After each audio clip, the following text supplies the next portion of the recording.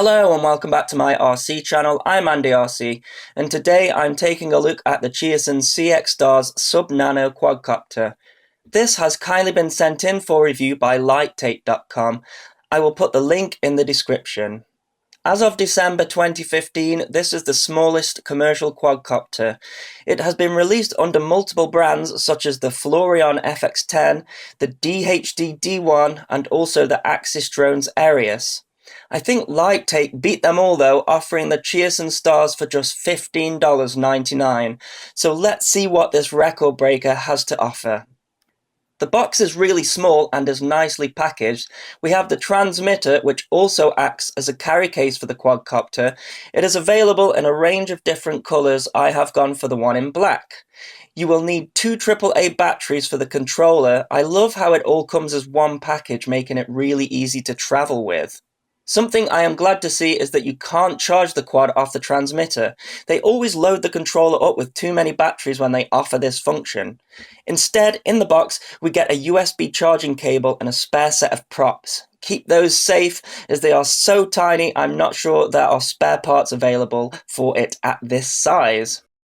If we take the quadcopter out of its case, I don't think this video could ever do it justice when it comes to the scale of this thing.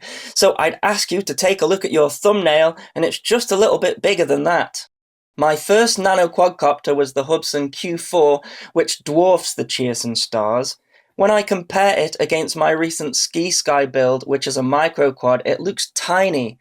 It comes with a non-removable 80mAh battery, which will get you between 4 and 6 minutes of flight. The number of flips and maneuvers you do will affect the flight time. The charger plugs into the back here, and we also have an on and off switch.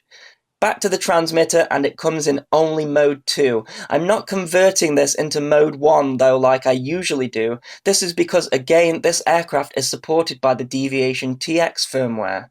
It uses the same protocol as the Cheerson CX-10 Blue Edition, so I will be flying it with that.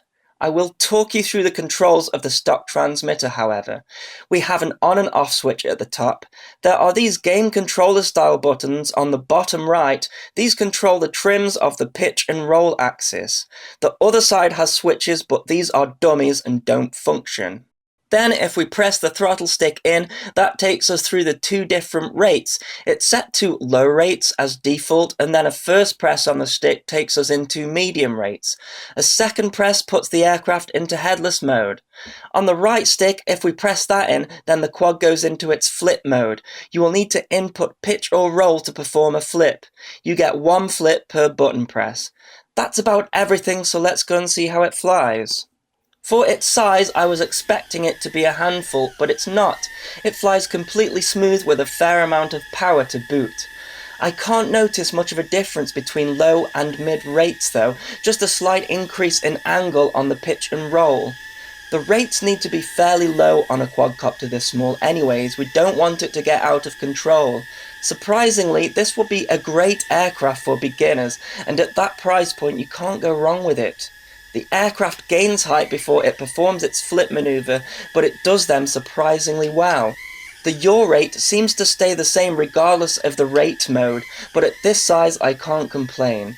I very rarely try a headless mode. I'm not a big fan of it, as you may know, but with an aircraft this small it was actually quite fun to use and shockingly accurate. No matter which direction the quad faced, it always got the orientation right, which is a feature that is sometimes a bit hit and miss on other aircraft. With the Cheerson STARS, it's definitely a hit.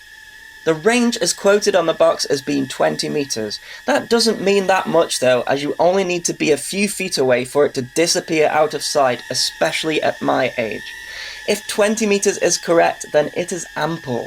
One thing that's great about nanos, and I guess you would call this a sub-nano, is that they are really quiet. They are perfect for practicing flying indoors at night, and you aren't going to be waking anyone up with it.